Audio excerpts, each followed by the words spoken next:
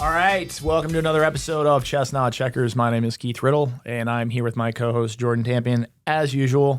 And today our guest is Jason Boudreau. You said it right. I got it. That's good. Nice job. I mean, it's a unique last name. So and Jason, you well, we're gonna get into your story, but you have what I would say is kind of an interesting story.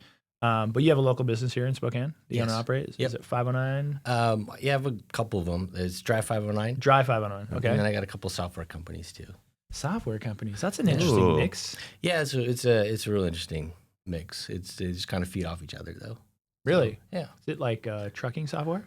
Regulation software. Oh, okay. Essentially for the trucking industry. So just kind of finding a niche that needed to be filled, and we kind of filled it. Nice. That's cool. Yeah. So start us from you start us from wherever you want, but start us a little bit from the beginning. Tell us a little bit about yourself. Are you Spokane native? No, I moved here when I was like 23. So, I mean, I've been here 21 years. Okay. So I feel like I've been here most of my life. So yeah. You're a native now. Yeah. I love it here. It's probably the best place I've been. Where was it prior? Yeah, where were you originally? Northern California Okay. for my high school years. And then I was born and raised in Michigan in the UP. So like if you took the map and went across, like it's still the same. there. It's the same cold. Oh, yeah. And we're just chilling in the same thing. Same so cool. we That's just have sweet ski mountains. That's all. Yeah, that's cool. Yeah, mine's it's always Here. Yes. Yeah. Here. Yeah. I don't know much about Michigan, but I'm like, I don't think they have ski mountains. they have in hills. Michigan. hills. Do they? Yeah, they're not mountains. There's rolling hills. Yeah, I grew up in Moses Lake, so then my was definitely a level up coming here. So it's a nice switch. So when I always have to put it in context of where you came from to what people think of Spokane now. So Yeah, tumbleweeds, no tumbleweeds. Yeah. I grew up here, but I grew up rural. So even growing up here, going downtown Spokane was still like going to town, right? Really? Oh yeah, for sure. well, and you're and I grew up in the 80s, so yeah. it was like you didn't really go, downtown unless you had a reason to. Yeah. There's no cruise in Riverside at that point, right? There probably was. I was just like 8. Yeah.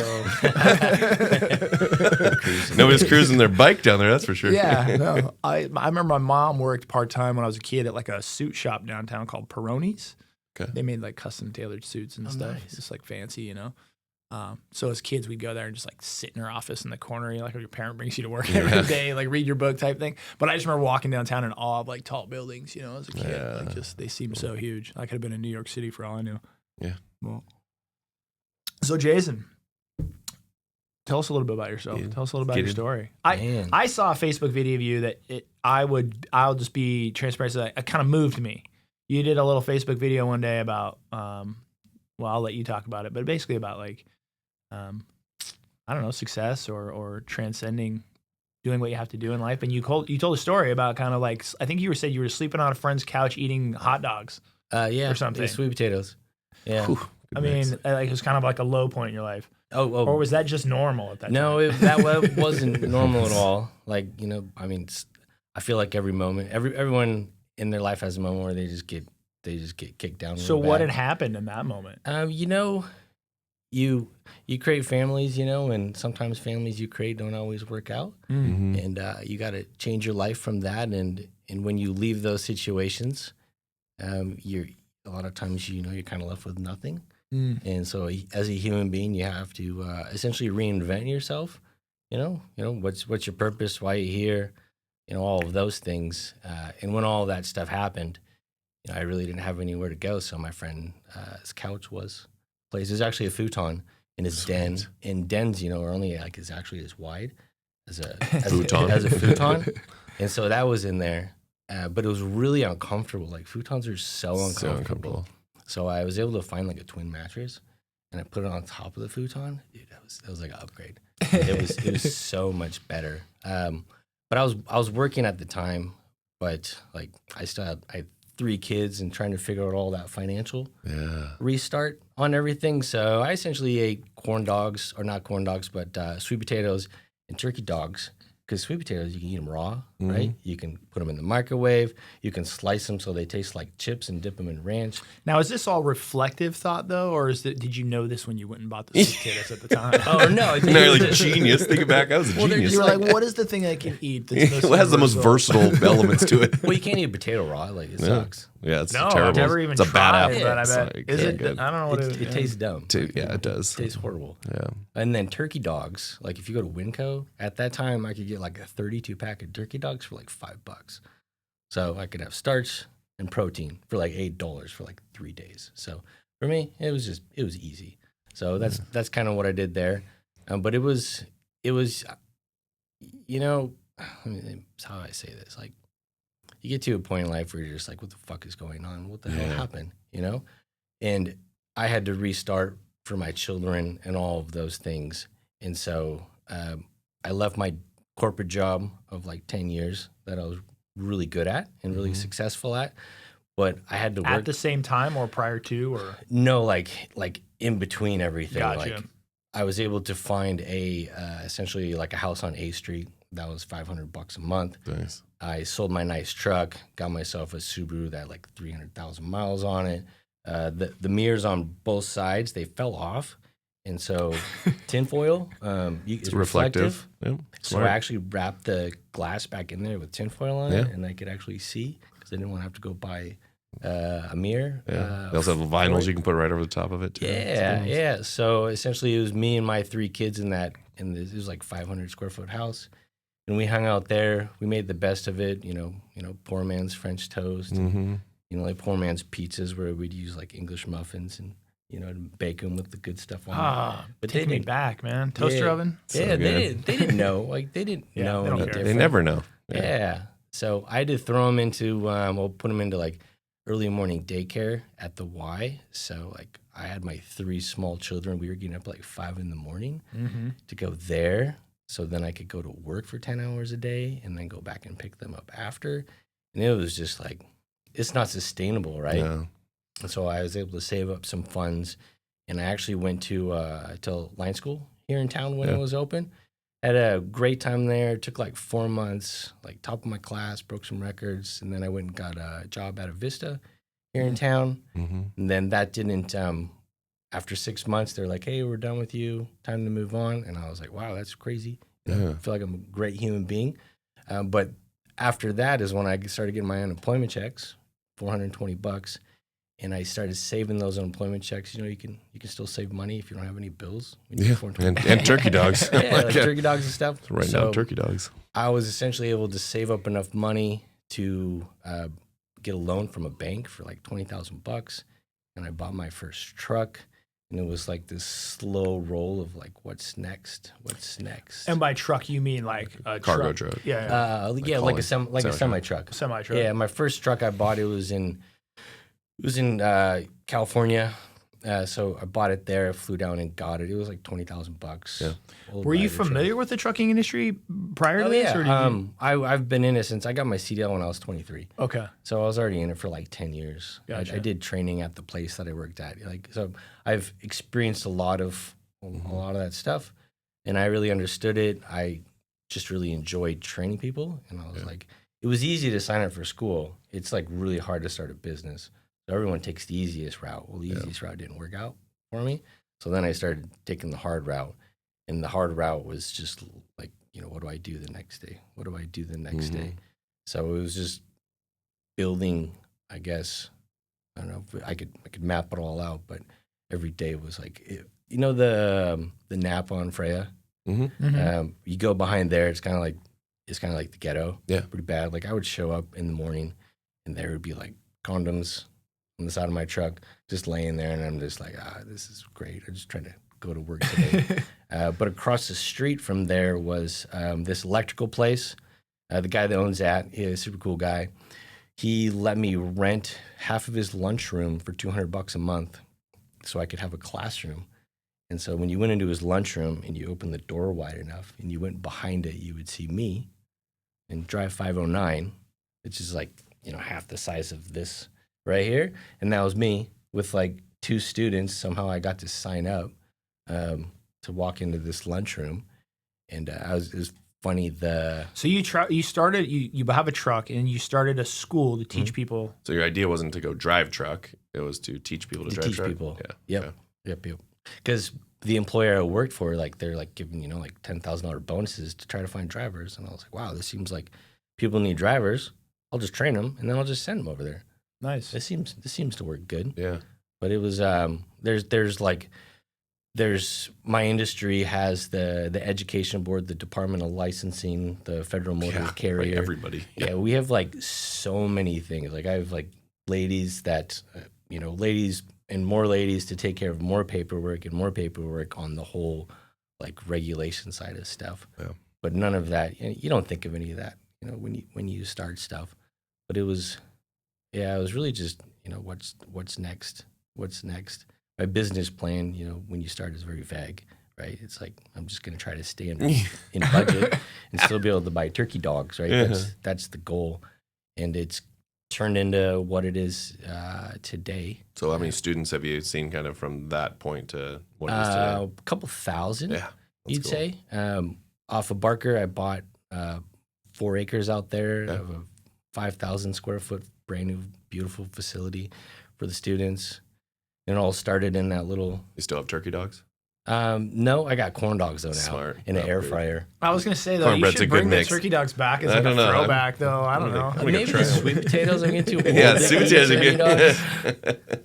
That's awesome. Our turkey dogs. I mean, I don't know why this is staying here. I know, but you why- grab them. I just keep bringing them up. But are the turkey dogs cheaper than like the pork dogs? Or whatever? I guess they were. Yeah. Like And then- you get this massive. Go to Winco. Like you get this Unless massive another pack. turkey.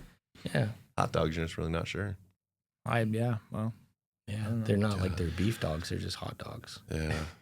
Yeah, I think it's good, cool when you can reflect back. I mean, everyone, but we've kind of talked about that point in their life story where it could have gone left or right.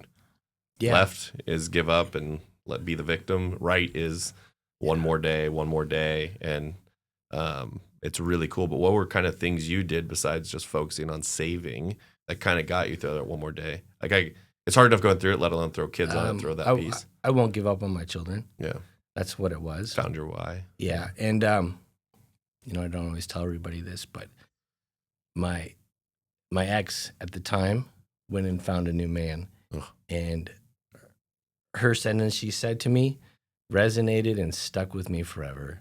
She said, I won't say the guy's name, but he said, "My new man is a real man, and you're just a little boy.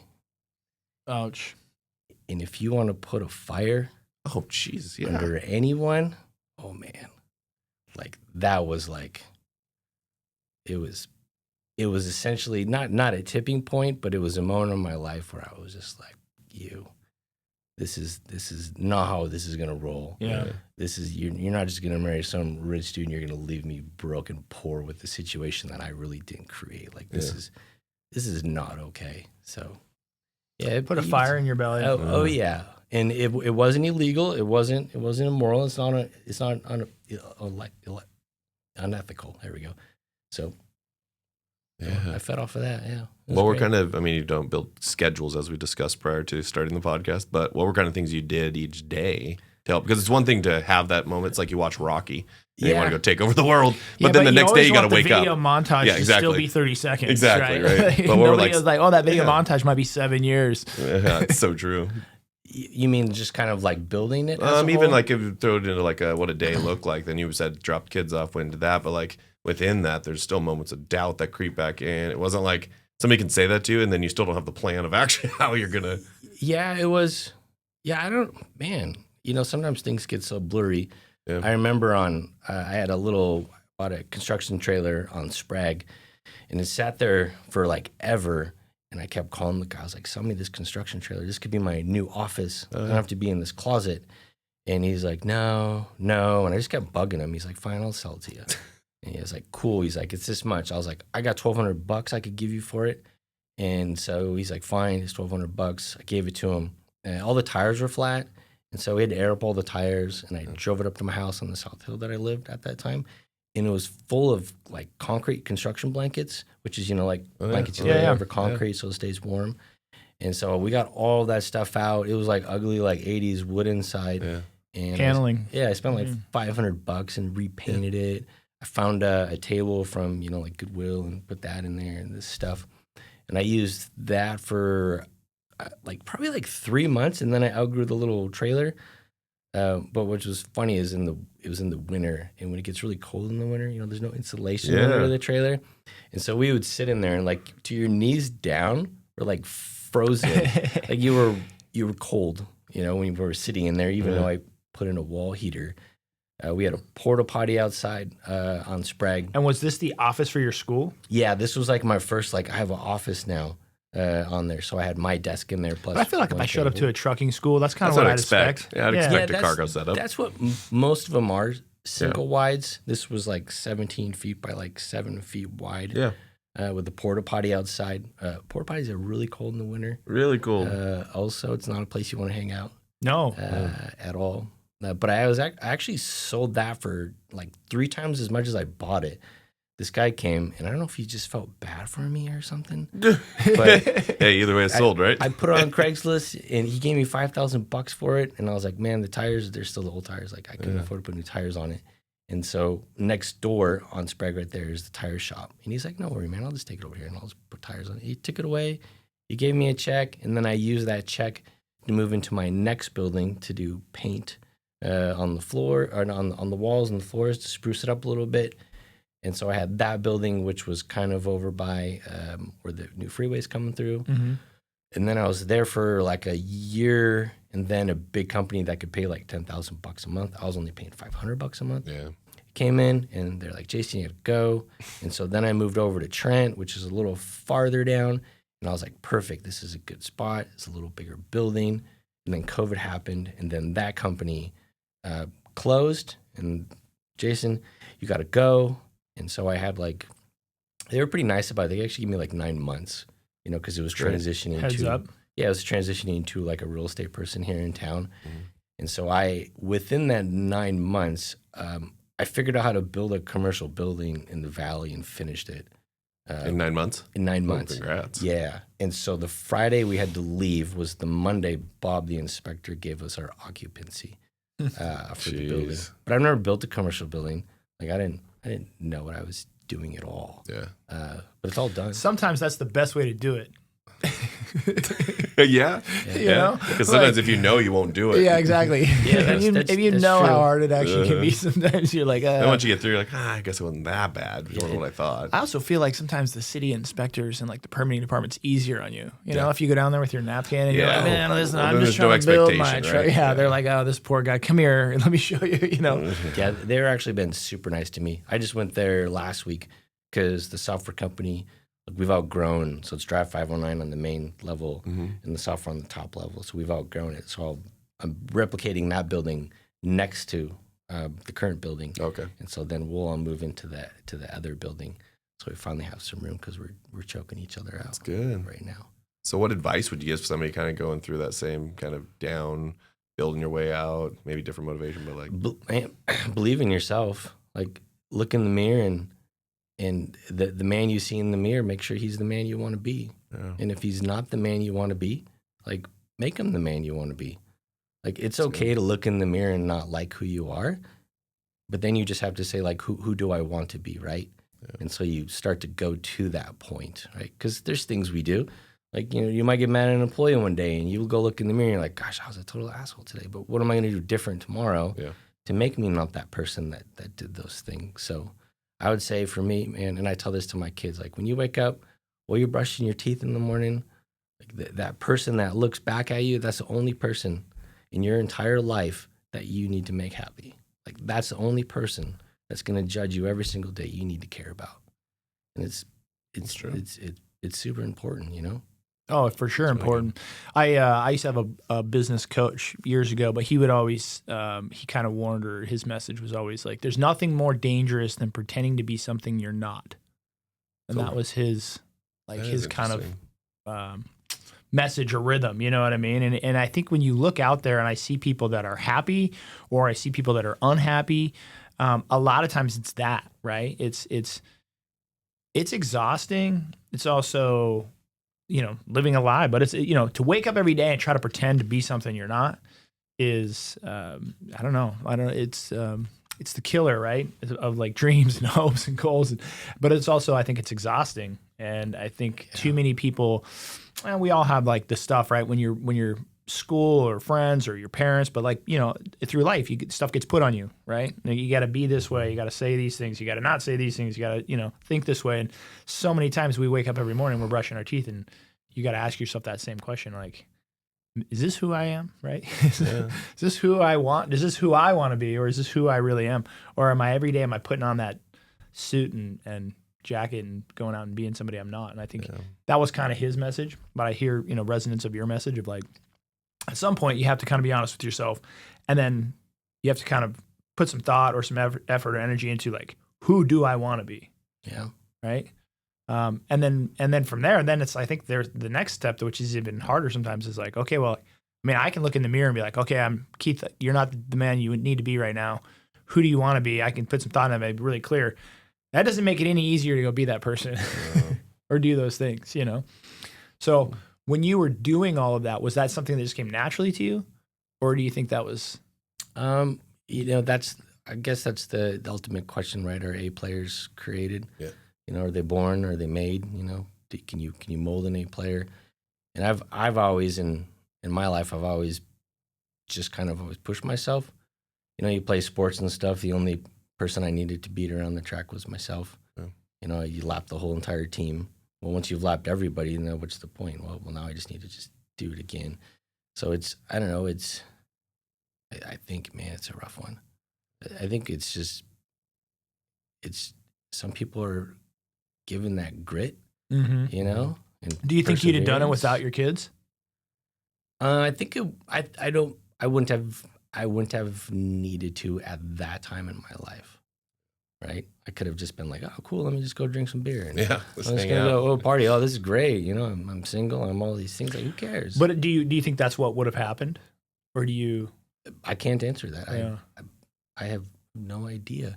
But I would have had less responsibilities and less people that depended on me to be something, right? If it's just you, like, who cares? Like, just float through the world, whatever. No big deal. Yeah. But when you have other little human beings that, you know, my job is to mold them into other little human beings for the community. Like, I have to be that example for them. I just can't be a worthless example for them, you know? How old are your kids now? They are 14, 18, 19, and 21. Oof. Dang. Yeah. Nice. Yeah. A little stretch. And it's pretty good. Yeah, getting kind of sad. Are you? Yeah. Oh, man. It's like watching them grow, and then you have like your final moments. My older brother's, he's in that same boat. Like, he's in a similar boat.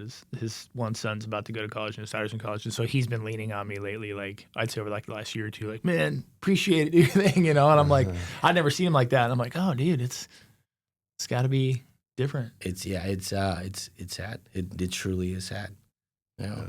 I guess for the, excuse me, for the person that wants to be there, you know, like some people are probably like, finally you're gone, you little shit. But man, it's like, me and my son yesterday, we built Legos. He's 18 years old. I went and bought a little Countach Lamborghini from downtown, and we watched like Avengers Endgames and played Legos. Kid's 18 years old. Like, he's supposed to hang out. Yeah, that is good. Yeah, I forget what the metrics is of like how much time you spend with your kids between. It's 80 before 12. Is it 80% of the time 90% before 18 that you will ever spend with them, right? This is like the way it's on a volume of time, but like that counts because you're so 80% of the time that you're going to spend with your kids spent with them between 0 and 12. I believe it's 12, something like and that. And then it's by 18, 90% of the time you would have spent with your kids. You would have spent 90% of the time by the time they're 18. So it's. Which obviously you can buck those odds. I always tell myself that, right? Like, I'm still gonna be spending time. Yeah, with that's my the parent kids who moves where the kid moves. So yeah, I only have one. I have one, so I think mine's feasible to do something like that. I don't think she'll want me there, but like I'm still gonna force my way. She's like, Dad, this is my dorm room. Yeah. Sorry, we just bought the dorm next to you, so just don't worry about it. We're here. But it's one of those hard ones. Is you hope in life you don't have too many of those. I wish I would have known. Moments, right? And it's really hard because you want to set that example, and like that's what I thought. At least maybe it was my ego, maybe it was too many of the wrong things. But I was like, I want to build this future for her, and then I go home and she doesn't even want me there. Like she wants me there. She doesn't care what future. No, She doesn't care. Like she doesn't care what house we live in. She never has. And it just took me probably 3 years longer than it should have. I wish I would have known type thing of like sometimes you have everything you were supposed to have the whole time, and then you just don't know it. You're chasing a ghost, and I think a lot of times the ghost is just it's cool. It's cool looking. Hey, what about when it gets bigger? What about when everyone knows? Well, nobody cares. And it took me that long. If I boiled it all the way down, it's like nobody actually cares. So who does care? Nobody actually cares about your success. Right? So then focus on that. But if you knew that going in, then it's like, well, then you should either be doing it for the right reasons for yourself or for some reason. I was like, that's kind of the lessons I've kind of did. Yeah, that's one message I want to pass down to my kids or some of my kids is because when you're a kid, especially or a young adolescent, you can feel like it matters so much, right? Like you embarrass yourself, you miss that sports, shot. right? I remember, losing a game of sports like, and it wrecked my day. Oh, it wrecked my week, my mind. I don't want to go to school Monday, and then like we see it in our modern day. You can do the most horrific things. You're in the news for like 2 days. Right. And then, 6 months later, like, hey, whatever happened to that guy that drowned that bus full of kids? Everyone forgets, right? Like, it sounds awful, but and that as an adult, you start to realize, like, they don't really care. And when they care a ton for a very short amount of time, right? Like, everyone's going to be talking about Jordan for 3 weeks, and then they're never going to talk about Jordan or. Agreed. And then it's on you to think that they are thinking about you. And you're like, nobody cares enough about you to think that much about you. Now maybe it comes up like, hey, we just went to Brick West. Oh, Brick West, your Jordan did X, Y. And they're like, that's about it, right? Yeah. And so then it's once you get over that little fear or goal of it, it's like, how do you go build what you want? And it's that lesson I wish I would have learned like 5 years ago. But I think we also go through a lot of the things that we're supposed to. And so kind of leading into a question is like, how do you think that experience shaped how you've built Drive 509? The struggle part of it? Oh, not even the struggle, just the going all the way from being creatively using sweet potatoes and turkey dogs to a 500 square foot house instead of trying to get a bigger one that fits everybody too. Like, has that shaped how you, like, my guess is you buy used trucks. Oh yeah, 100%. You don't go buy new ones so it looks flashy, right? But like, have things like that, have you seen just translate across those? Oh, to like my kids? To the bottom line, yeah, whether it's kids, whether it's how you built your company, is it more family-like, is it... Yeah. I'm curious about, so you have that experience. You're teaching people how to drive a truck. You probably, I'm going with an assumption here, but you're probably teaching them a lot more than how to drive a truck. Yeah. So you're teaching them the psychology of it. It's the approach to it. You take 30, 40-year-old men and you put them in a situation that they think like they're going to be exceptionally good at, and they're not. Yeah. You become more of a psychologist to like, hey, there's an obstacle in front of you and we're going to overcome this together. I've learned this training adults is not about the task at hand. It's literally like, I don't know what someone else did to you in your past to make you feel like you couldn't accomplish something, but we're going to accomplish this today. Mm-hmm. And it's for a lot of these people, like it's really eye-opening. They have to go home and think about, wow, is this right for me? And do I have the heart to actually continue to pursue this? So how do you incorporate that into your teaching? Yeah. With passion. Like we call them safety briefs. But really all it is in the morning, right? Before we start, before break, before lunch, after lunch, we do pulse checks on everybody. You got 20 students there. Hey, how's everybody doing right now? Does anybody need any help with anything? Jordan, do you need help with anything? Saw you struggling with the backing. I'd be more happy to do some one-on-one with you. But it's a lot of checkups. The biggest thing I would say in small businesses is make sure your customers know you truly care about them. Because when you care about them, like, it makes them feel good. Yeah. And do you know anybody that doesn't want to feel good? Yeah, they all want to feel good. Yeah. So I've learned, like, the business is business, right? And you got profit margins and all those things that you need, but the core of it is their experience. The core of it is that this guy's going to come back here in 2 years and he's going to say, Jason, you changed my life. Thank you so much for helping me get my CDL. I have such a great career now. And in my head, I'm just like, what was that guy's name? Yeah. Gosh darn it. But like, those people come back and they park in the parking lot and they walk in the building with their family and they're like, hey man, this is my family. I went to school here. We did at the high school, what is it, Spokane Valley High School, over off like the new kind of like Argonne that keeps going forever. Over North there. or south? It's the new freeway kind of that they brought on Bigelow. Oh, yeah, so East Valley. Yeah, there you go, East Valley. We did they had a whole job fair there last night. Oh, okay. Oh, that's cool. And so me and my wife went to the job fair there last night, have a little booth and everything. And there's probably about 10 people there that went through the school with their kids wow. there. And he's like, hey, That's man, cool. you remember me? Like, I went to your school. I was like, man, what are you doing right now? So it's always great to like, one of them there was like, hey, are you hiring instructors? I want to come be an instructor. So I got my CDL when I was 23. I remember the truck I drove in. I remember the tester. I remember the roads we went on over on Freya. I remember everything. So I am blessed that I have an opportunity. I have 20 days to impact someone's life. They will remember me forever. Yeah. What are some intentional things you do, like in whether it's your curriculum, your training, your class schedule, to kind of reiterate that or to kind of do that? Oh, at CDL school, every day is Groundhog's Day. And if you go out into our shop, we have a couple of TVs set up that essentially show like, the tasks for the day and what they're doing and their drive schedule. But on the right of that is essentially like, I don't know, like our 10 Commandments, right? And our instructor will read that every morning. And our instructor, he's a military guy. So he reads like the first 2 words and then the students, blah, blah, blah, blah. Dun, dun, dun. I will not walk behind trucks. I will not quit on myself. And so we repeat this stuff every like a mantra. Yeah, like every single morning. So when we go to the yard, we're reminded why we're here. What's our purpose and why are we here? It's an alignment kind of thing. That's in the cool. Morning, That's really in the cool. morning, kind of get them. Because you have like CDL school starts every week, right? But you're there for 4 weeks, so you have this rolling of new people. And if you let your training go down, right, everyone else will start to go down with it, right? So you have to continually keep people motivated and up, because if you don't, one of the weeks that's there will start to just stand around and really not do anything because maybe the instructor you put in the yard wasn't pushing them like they should be. And so now you have to go and fix that and say, hey, we don't stand around. Let's go get in this truck. Let's go practice some backing.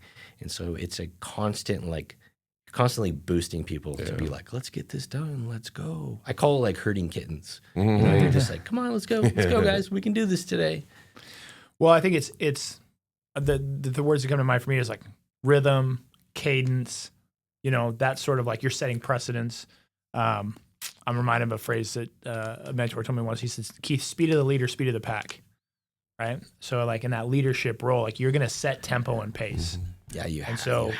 I think that's good. I think that's also why a lot of, I think even in the sales world, like teams have like morning roundups, right? Or they have like a sound off. It's kind of that, hey, every morning at 8:30 or 9. Yeah. But I think the importance of those things isn't just we're sounding off our numbers, you're doing that thing, but you're just kind of like starting it. You're setting that tempo, you're setting that pace. When people start to get really down on themselves or kind of that self-doubt creeps in, what kind of tactics are you using there? I mean, like, it really depends. Sometimes it's like, and it's all different too. Like I had a student, he was backing in the truck and I was like, hey man, take a break. So-and-so wants to take a turn in the truck. And the guy gets out of the truck and he just slams the door like he's all pissed off and walks away. And I was just like, what the heck just happened? And I was like, hey, man, come talk to me. And we went over and I was like, hey, what's wrong? And he's like, well, I was in that truck and now you kicked me out of that truck. And I was like, what's really wrong? And all of a sudden, this kid's like 25. He's like, I just had a baby. My wife's leaving me. Like, everything is horrible right now. And I was just like, oh, my gosh. It's time for you to go take the day off and go home. But like a lot of these situations, they have nothing to do with like the truck. They got nothing to do with learning how to bag. It's their maybe the life lesson, right? Yeah, it just happened to be a truck, right? Yeah, it just happened to be a truck. It's usually all of their other shit. Yeah, that they bring into the picture that clouds the day for them to actually be successful. So it's kind of like figure out why read between the lines. Yeah, why you being unsuccessful? Is it really just like you're just not good at this, or is there something else? And you get a lot of the people that do struggle to try to do it, but we do our best to be like, dude, just give it one more week. Just give it one more week. You'll be successful. Just believe in yourself. So it's a lot of personal coaching for adults to be successful. Is it pass fail? Like you either pass the test or you don't pass, or is it in the end? In the end, they have to go to an actual state tester. Yeah. And then they test with them. But for us, we have some requirements that like the students are supposed to meet before we actually submit them to the Federal Motor Carrier System. And so we have essentially a software where we have to check off on those requirements, and then we submit them. And we don't. There's a lot of, they call them mills, CDL mills, around the U.S. where give me your money, and it has to be they have that in the real estate too. Yeah, go take your test. Give me your money. Go take your test. And I don't do that at all. Yeah. My children drive now. And the day one of my trucks or one of my students that graduated hits one of my children in their vehicle, I promise you I'll close my business. So that's how important my training is to me. Is like, hey man, you're gonna be driving around my children. So let's take this serious, and you don't get a CDL unless I feel comfortable with you driving around my children.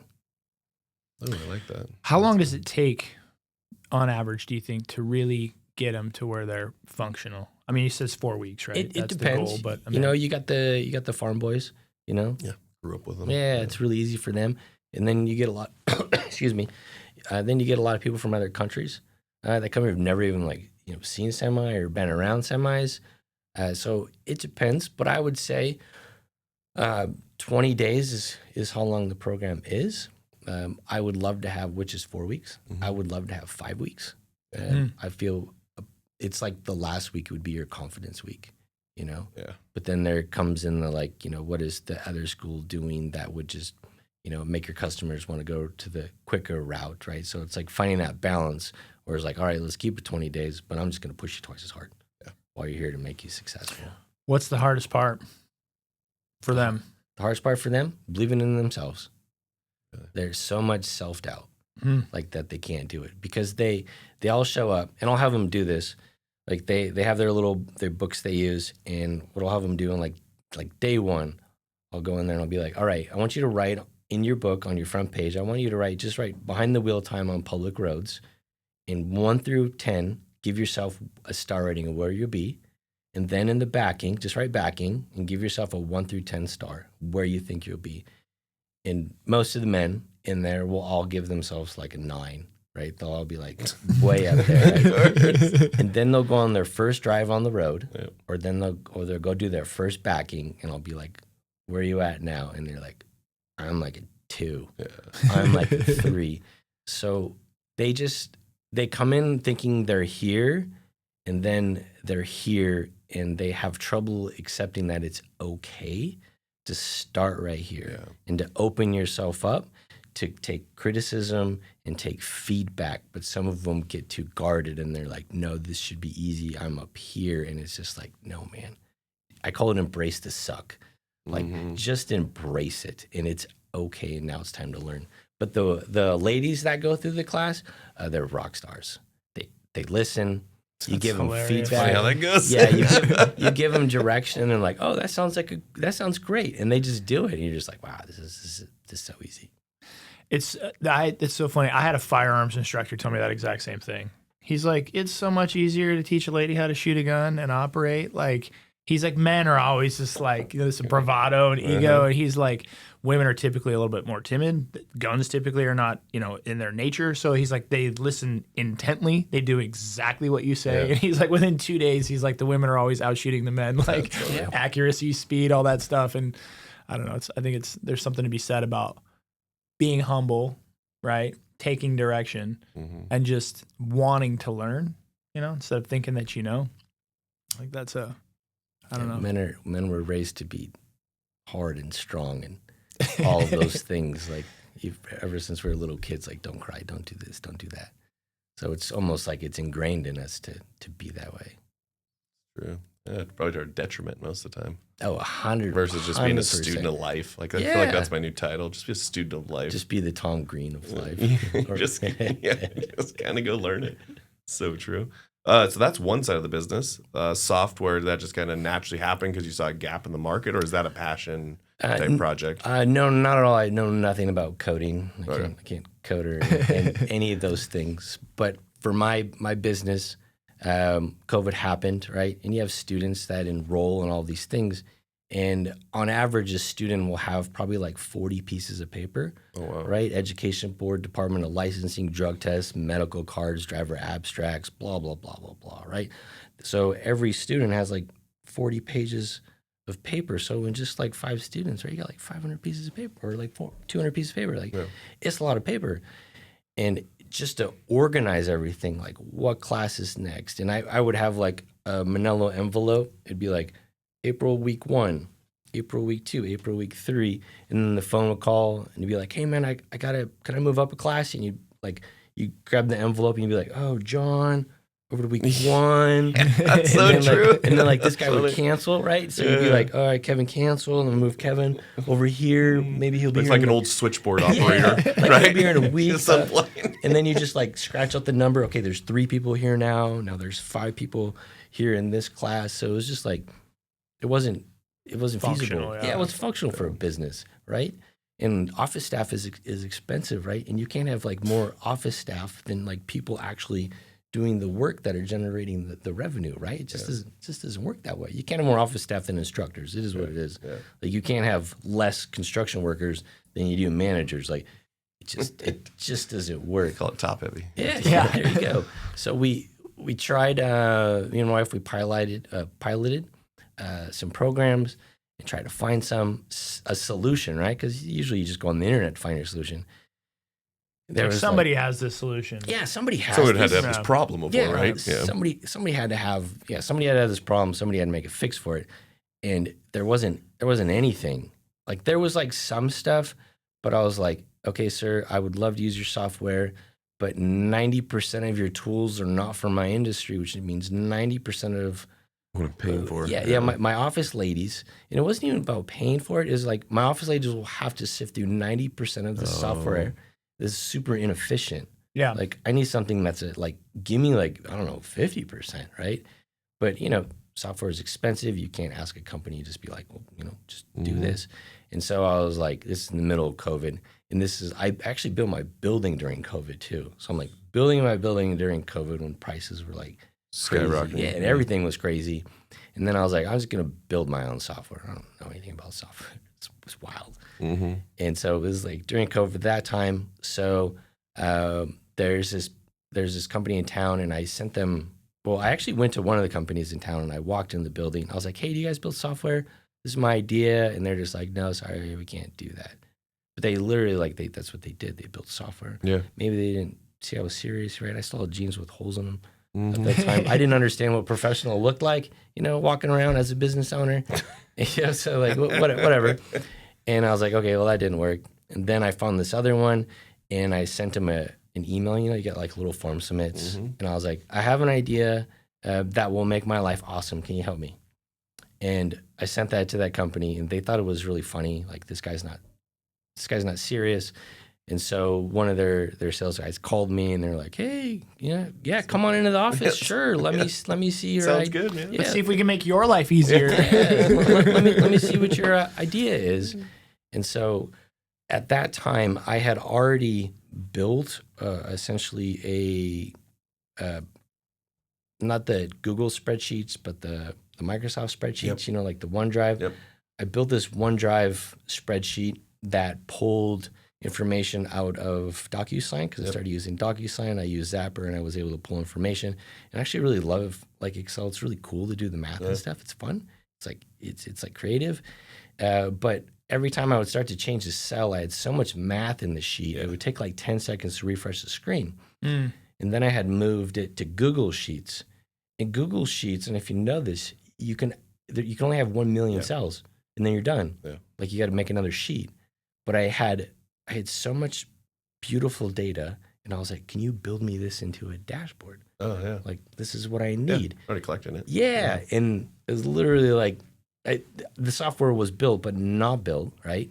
And because I had all my workflow done, and they're just like, wow, this is super cool. Yeah, wireframed. Yeah, I had it all for them. Like the idea was all there. So they started building that. My budget, they gave me back a quote. They're like, Jason, this will cost you like $75,000, right? It's going to take us like 7 months, something like that to build it. And I was like, okay, cool. That's salary deployed. Yeah, all right. I'm going to pay you like $15,000 a month, right? Because that seems like a good budget for me. And then by the time I was done using that company, because I started last year, we started an in-house company, got our own developers. As a software company, it just makes sense to have your own developers. Yeah, because it's not like you get the product and don't have to do anything again. But at the end of the like 3 years I used them, I gave them $1.5 million. Wow. Yeah, like it went fast, the whole process of it. But when my software hit the market, I started a year before. So it was like in COVID, it was 2021. I started like right in 2021. On February 2022, March 1st, we hit the internet with our products and our solutions.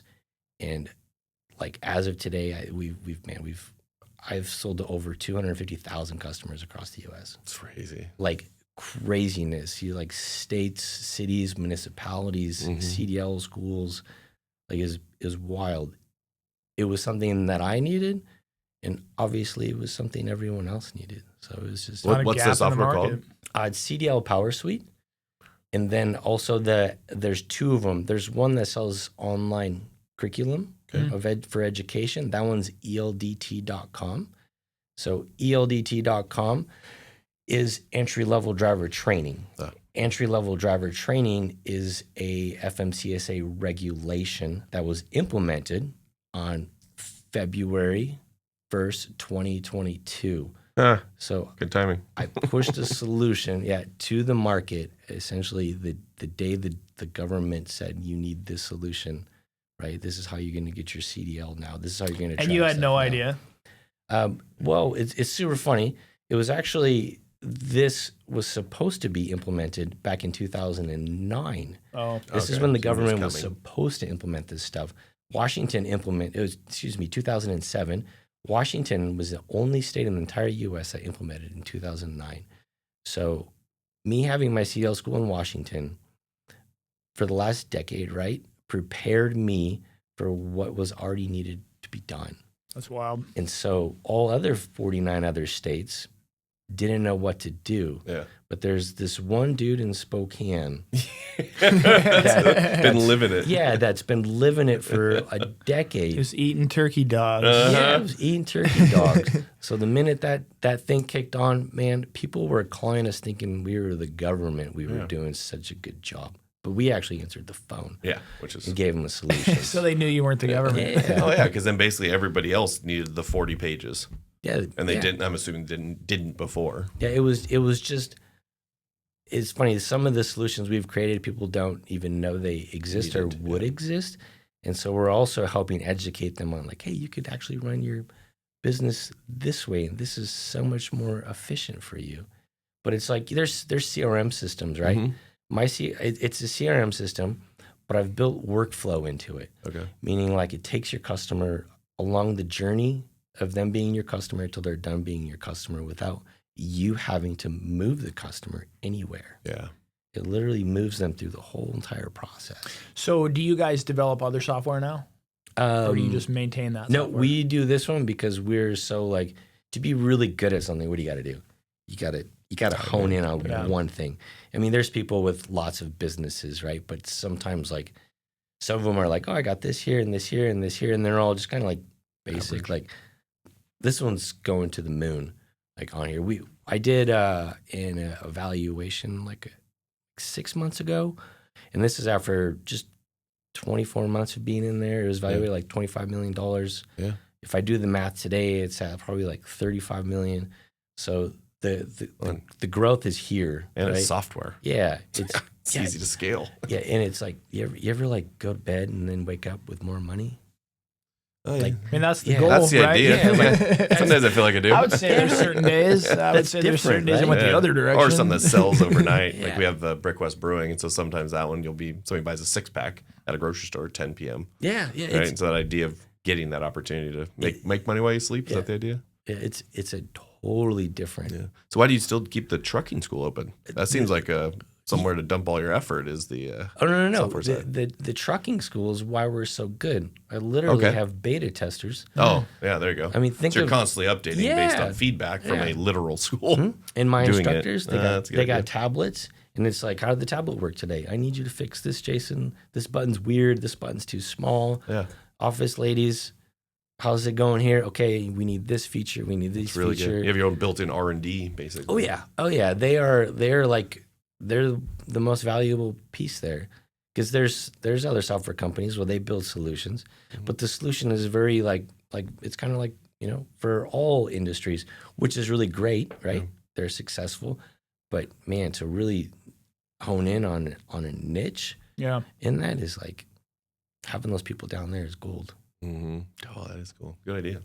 Yeah. One of the things I love about your story is like, obviously the highs, the low to high, story is always like there's these common threads that we weave in here in this podcast where, success isn't easy, right? And everybody has these highs and lows. And so me and Jordan are always like, I think, interested in how people cope with it, how they deal with it. What were you thinking in that moment? How'd you get out of it? Just to send a message to our... Because I think most people don't get out of it.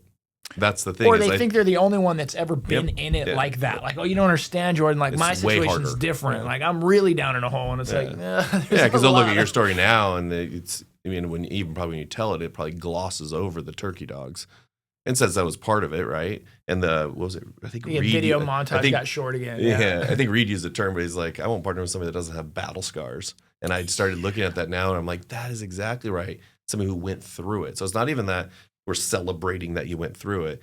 I think it's acknowledging that to get to something great, you're gonna go through it. Yeah. It's not if you're gonna go through it. Something great requires you to go through it, and then every day have faith that what you're going through is gonna lead to that next piece. Even if you're not clear, so I think it's Martin Luther King has that thing of like, you don't have to know what the top of the steps look like to take the first step, right? Like that. That vague or unclear, like I'm not sure where I'm going. I just have a faith or a belief and it's the right direction, but I'm taking the steps today. Yeah, it's like if I look at it, because you can't really like, excuse me, you can't really plan. You can't plan the whole journey. No. It's impossible. So I would say like you have an idea, right? You write a business plan, and then you start, right? You give the business plan to a banker or whatever it is you do, but you don't have to know the 90% in the middle. You have to know what your vision is and what your vision was, so you don't lose that, right? So when you walk through your business every day, you're like, was that my vision? Was not that my vision? No, my vision was for this space to be clean and organized, so I'm going to get this space clean and organized, right? And then you have like along the way, you're slowly doing these little things that stack up to your vision, in the end, but you never needed to know. You don't need to know 90% of it. What's that expression of begin with the end in mind, which I think is a powerful statement. But I think some people misinterpret that statement to go like, well, I have to have the whole thing figured out, right? Yeah. Like, oh, the end is to build this building, so I need to know all of the steps of how to build this building before I start construction. And you're like, no. You just need to have the idea that I want to build this building, and I just need to take the first step today to do it, of talking to somebody who can help me. Bringing this conversation full circle is like, I love your story. I love the low to high. But one of the things I think is also cool, and I think it was subtle, but I heard it in there, was like, you started a software company or had an idea, and basically you didn't know anything about it. But that confidence of doing that, I think, comes from your story. And I think that's one of the things of like, I think you alluded to it earlier, Jordan, of like, a lot of things happen to us for a reason. But I think your story is like, you talk about people having self-doubt in themselves. And it's like, even in a trucking school, it's like, if you can get one more little step in the direction of like believing in yourself, believing that you can do hard things, believing in something you can do something today that you didn't do yesterday. The next thing you know is like 5 years later, you're like, I'm going to start a software company. Yeah. It's like, to a lot of people, that seems like delusional or they're like crazy, but it's like, how does Jason have the audacity to just think he can do this? And it's like, well, because I've believed in myself the whole time. Like I've proven to myself that I can do things that are. Why not? outside of my, well, I think that, again, it's but you, I think now it's become natural to you. I don't even know that you but have it as much as you do, right? Like someone could throw something at you tomorrow and you'd be like, I've never done that before, but I'll give it a shot. That sounds fun. Yeah. Let's do that. But it's funny because like everything you said was you're coaching them through self-doubt, right? And I don't know who said it, but they said the saying is that you're best prepared to mentor the person you used to be. And you think about it, like, what did you go through? Self-doubt every day. So when you're teaching it, you're not just teaching it. You know it. You've lived it. You understood it. And I feel like that is the difference. When people feel that hard, you have to understand you're going through it to probably help. How many you say 2,000 people go through it? Yeah. And I think that's why I love my students so much. Yeah, 100%. Because some of them are eating turkey dogs and sweet potatoes, you know, their top ramen or whatever their choices. So it's like, if you come to my facility in the middle of the yard is a 4x4 smart box. I call it smart box because it says smart box on it. It's kind of like you know, like the pods, you know, but it's like half the size. 4 foot by 4 foot, like mini pod. Yeah, it's like half the size of a pod. But that was I skipped that one, but that was one of my offices at some point. And so if you open the door, there's a desk in there that like someone just like threw next to my truck. They thought it was like a dump yard. But I put that in there and a whiteboard. So when there's people at school and they're just like, man, I can't do this. This is horrible. I'm like, let me just walk you over to this smart box real quick. Like, this dude started in this smart box and now he has this facility and he's helping all these people. Like, you could do this. Yeah, have you ever read the book The Gap and the Gain? No. So it's super good, but the basic premise of it kind of plays to that. But they said too many times we evaluate our life based on where we're at and where we want to be. And so then we never actually make it. Instead, what we should be doing is measure our life based on where we're at and where we came from. So then every day you move forward thankful. So I do this exercise like once a year. I'll drive by the first houses we ever bought. Yeah. And so I'll drive by once a year, just check on them. And I'm like, oh, they didn't keep the yard up, but it's like easy. But then you go back to that moment when I was there playing beer pong on our hot tub table because we couldn't afford outdoor furniture. Right. And so it's the moments where today feels really hard. But I remember when paying bills was really hard then. Yeah. And you realize that, man, it's just a different version of hard. Yeah. Whether it's more zeros, it's some piece there, it's something there. And I think where a lot of my coaching comes in is like just people give up before they hit that mark. And so if there's ways you can listen or just be that one more day type thing, it makes it super interesting. Because it's easy to look at yours and be like, look how successful he is. And then discount the journey. Yeah, the journey's the best. Well, and if you don't know the journey, like I saw your video and I was like, man, this guy's got a cool story. I want to hear it. But if you don't know the journey, if I just showed up to your shop today as a student, I'm going to look around and be like, man, this guy's got it made. Yeah. You know, I've heard those out of their mouth. Oh, it must be nice. Yeah. All this stuff. I'm just like, they missed it. And I tell them too, like, hey, you're welcome to go get it, man. Yeah. You go get it yourself. You're welcome to go get it. Go get it. Yeah. That's awesome. It's there for you. I think the best part of the whole thing is like the human, the man, whatever it is you want to call it, that like you become along the way. Like small business in this like sculpts you into such like an incredible human being for others. Yeah. And is or not, right? But I've seen the other side, but most of the time. For the right people, like it's your I don't know anything else like college or anything, or it's not going to make you that person because every day you're forced. It's like forced growth or fail. Yeah. And you finally get to become like the person like you wanted to, be all your life. Yeah, and I don't think most people are just submitted to that, right? Yeah. But every day you're choosing. I think what was the quote you explained to me, the Elon Musk one. They're like going into business, like standing over a deep abyss, chewing on glass. You're like every day you're staring down the barrel of you don't know what's coming next, but you have to be confident. You have to have payroll. You have to have all these things. I forget what the chewing glass was, but it's because all the hard problems come to you. Yep. Right? You're in the position where if it got to you, it's because it's a hard problem no one else could deal with. And as I thought about that, and then like, why do people choose this? But it's like what makes me feel alive. Oh, and definitely. So it's just this weird like contrast to it. And I think some people miss that because what they want is the software company, but they don't really want the software company. No, they want the benefit of what comes with that. And I think that that's sometimes what's missed in our society today is because you could just post a picture of it and then it shows the success of it, right? $30 million company built in 2 years, right? That would be the headline. Yeah. And you're like, whoa, wait a second. Sure. Years. But let's back up a decade and watch years. what's exactly right. And I think that's the piece that I hope is when people listen, they get across is like, you're going to go through it, but it will be hard. Don't run. Keep going, and you too could be an overnight success.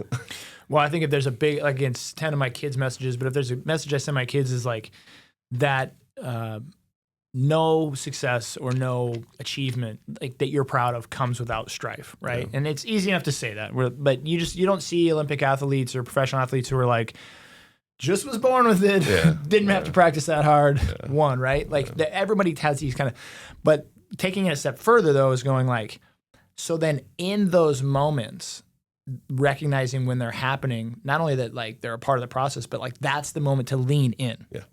So like when you least want to, and when it is the hardest and when it is the darkest, like that actually should be a signal to you to be like, oh shit, this is that moment my dad talked to me about, or this is that moment that I need to actually like lean in. Like the pain is where it is. That's so unintuitive. It's so unnatural.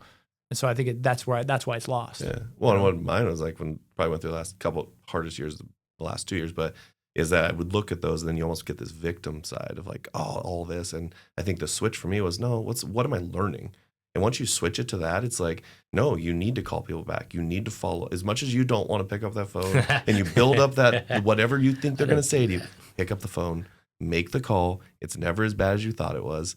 And it's going to only get worse if you don't. And I'm like, oh my God, that's stuff I dodged because I didn't have to deal with it for 8 years. Market was great and we didn't have to do it. And now I'm learning these lessons of like, no, be better at that. If you say you're going to do it, do it. And that's, I'm still working on that one. That's like getting there because I want to be the nice guy, the optimistic guy of like, hey, we can solve it. I'm like, no, sometimes you just got to say it, but you got to pick up the phone. And I think it's just so hard to see because when it gets hard, you're right. Everything in your body's telling you don't move forward. Don't move forward. And then how many good ideas were lost because, man, you wouldn't even have that software solution if you decided to just stay on the couch. Yeah, 100%. And I think that's what's crazy to think is we all have this unique ability to create something amazing in this world. And sometimes it gets lost because we weren't prepared for hard. I asked you that initially, but I was talking to you about like, do you think you did it without your kids?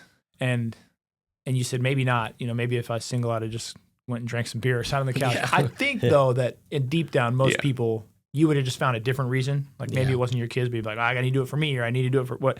But the reality is, I think a lot of people don't have kids, or they don't have that specific reason. And that's when you dwindle around drinking beer and hanging out on the couch and this and that. And but the next thing, sometimes you wake up and that's been 5 years or 10 years of your life, you know. Yeah. But I think the lesson there, or the moral of that story for me, and this is something I learned really early on, is like, well, a lot of times we do these hard things because like we're passionate about it. It's like, what else am I gonna do? You know, I want to solve problems. And the other thing for me was like, I realized early on is like I had to artificially put reasons and challenges in my life to kind of get out over my skis, or to get it a little bit in over my head, because that's where I thrive the best. Yeah. So it's like I need to be a little bit underwater to like really want to paddle and want to swim.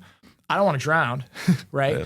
But at the same time, if I'm like in toe deep water, like I'm not really swimming. You know, you're comfortable, right? It's the killer of all curiosity. It's the killer of all creativity. It's just comfort. Yeah. And we think we want comfort, but in comfort, software doesn't come out of comfort. I guarantee that. Yeah. Building a business doesn't come out of comfort. And I think too many times it's like, no, we're working this hard. Think of the concept of retirement. It's so you can retire comfortably. And it's like, no, what got you here? You weren't comfortable. You kept pressing, you kept pushing. And I think that's the piece where I always think of my daughter's 10 and I'm like, how can I simulate really hard for her? Do you simulate hard for your kids? Oh yeah. I'm not easy on them at all. Yeah. This morning, my son needs to go up to the South Hill to go dump a trailer that has leaves on it. And I was like, hey man, when we moved that trailer, one of the arms was off that holds the gate up. The pin was missing. Can you find the pin on there? And he's like, oh, I don't know where it's at, Dad. And I was like, well, you need to find it. It's probably under the tarp or something. Like, we need the pin for the trailer, for the gate. And his response to me was like, well, Dad, you're a millionaire. You just go buy a pin. And I was like, no, not at all. That's called waste. And you will find the pin, or you buy it yourself. Yeah. Like, it's totally unacceptable. Because it's like, you want your kids to have a great life, right? And you want to improve it around them. But you can't improve it too much. Like they need to struggle too, and like that's okay. Like the hardest part about being a parent is being a hard parent. Yeah, like being an easy parent, like that's easy. That's easy, man. Yeah, like that's easy. Like telling your kids the truth, like that's not easy. No. Well, because you got to remember, like everything you went through got you here. Yeah. And then what we want to do is take away every hard thing we went through, because if we only had, we would help. And I remember thinking, I think I said on one of the podcasts too, where I'm like, there was a guy could have written a check and solved my problems 2 years ago. And he didn't. And I remember thinking, man, if I'm ever in that situation, I'm going to help the younger Jordan. And just because, like, he's a good guy. Yeah. And then now I look back on him, like, the best thing that guy ever did for me was not write a check. And I looked through it because everything I did wouldn't have learned if I didn't go through it. Now, was it hard? And looking back, it still would have been nice to have the check. But, like, now I'm like, okay, be that person that helps the people. And it's sometimes not the easy way out, which is what I did for a decade. Hey, you need help? Well, here, it's just easier to write your check than put in the time.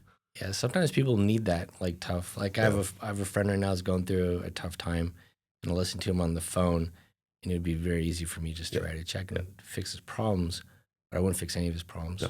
Because it's going to recreate it again, exactly. It's kind of like like people are like, oh, if, Jeff Bezos gave all of his money away, right, and, fed everybody, then we'd all be fine. And be like, no. In like 5 years, Jeff Bezos would have all of his money back again, and you'd be all broke again. Mm-hmm. Like, it's not helping. It's not changing anything. Yeah, it's not helping. It's not helping anything. No, it's super, super good. Yeah, but I would say my three boys, if we showed up at your house, like, and you just pointed and you said that needed to be done, they wouldn't even ask a question. Yeah. They would tackle it, they would get it done, and they wouldn't ask you for a penny, and we would leave. Do you think that was because they grew up kind of in that world, like where you were kind of in the 500 square foot house, struggling hard, like their version of what you're in now? They lived a little bit of the other version. Yeah, my oldest son was in it the longest. Okay. And so you could say he's the hardest worker because he saw the most struggle, where it slowly like teeters down on there.